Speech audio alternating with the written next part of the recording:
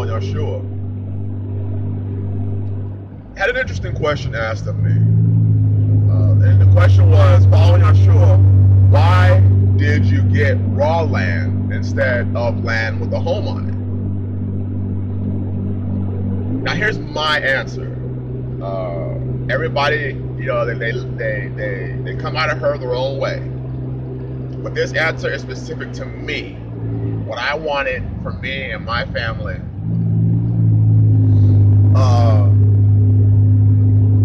The reason why I did not buy a piece of property with a home on it, and there are several we could have afforded, what was in our price range,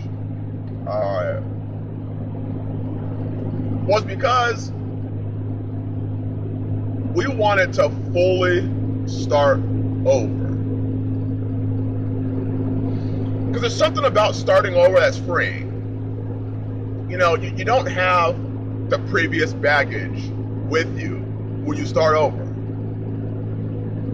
It's like a clean slate.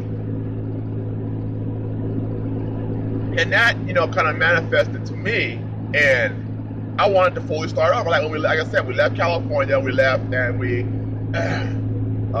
put everything in a 5x8 trailer, and we moved to Arizona. Then from Arizona out here, we got a U-Haul because I had bought stuff in Arizona, knowing that the type of life we're gonna live out here. Tools, the different tools I needed. Continue prepping, continue putting back food storage and stuff like that. But there was something freeing about the idea of starting from ground zero. Like literally, ground zero, trees and the land's raw, nobody's ever lived on it. It was special to me. It was something I really wanted. I really felt it was gonna help us draw closer as a family. You know, and it has, you know. Being set apart is already, you know, coming out of her is already big enough. Like some people ask me, well, why don't you put, you know, city services on your, you know, your land, like, you know, electricity. I'm intentionally off grid. It's an intentional thing. It's not a choice that's made because I can't financially afford to run power or whatever to my property. It's because I don't want to. I love the simplicity of our lives now. I love how simple it is to be an off-grid family. For my wife to learn how to cook on a wood-burning stove. Now we have a propane burner. We have, you know, a 3-burner propane. Everyone's off propane. But to learn to cook on an open fire, to learn to cook on a wood-burning stove, it meant a lot to us. And as we approach our first year, you know, we want a fresh start, you know, a fresh, like brand new start. And Yah has blessed us with that. And we are grateful for it. I'm not saying that a person that buys property with a home on it is wrong or, no. Everybody, you know, they have their own choices. This is the one we wanted to make. We wanted to make this one. I really, really wanted to start completely from the ground floor, from cutting down my own trees, to starting my own gardens, to, there was something about like not having anybody else live there that was important to me.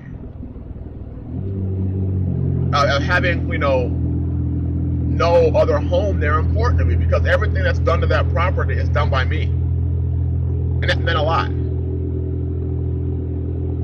It meant a lot to be able to do everything myself, to start from that beginning, you know.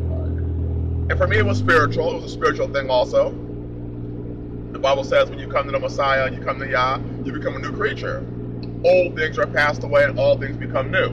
Well, obviously, my cars didn't become new because it's still a 92 Voyager, and I have a 97 Tahoe that I need to get the transmission done on.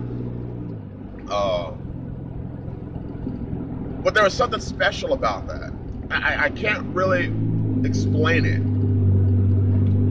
There was something special about it. There was something that really, it meant a lot to me, you know. And for me, it's a very emotional thing because I don't deserve what Yah has blessed us with. Too much is given, much is required. So I know He's requiring much out of me, out of the rock, and out of my family. out of the example that we're showing. He's carving a lot out of it.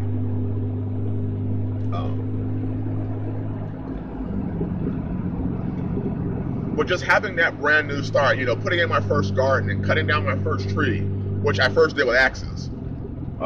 It looks a lot easier in video games and movies to cut a tree down with an axe. Damn, it was hard in real life.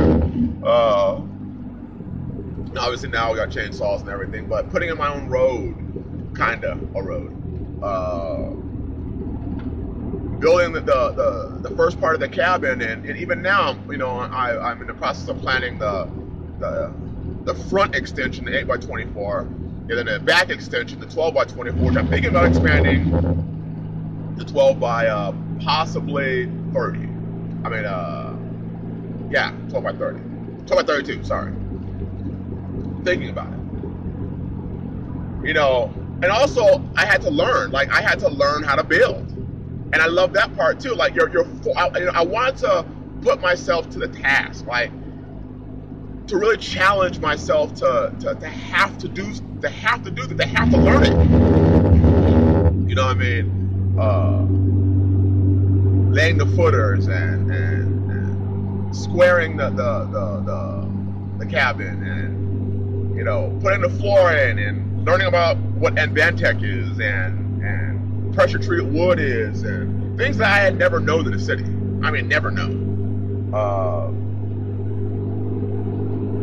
There's just something about that meant a lot to me. So I can't really explain it, but it has to do with starting completely over. That was very important to me and my family, is starting completely over. Starting anew. I hope that's a good enough answer.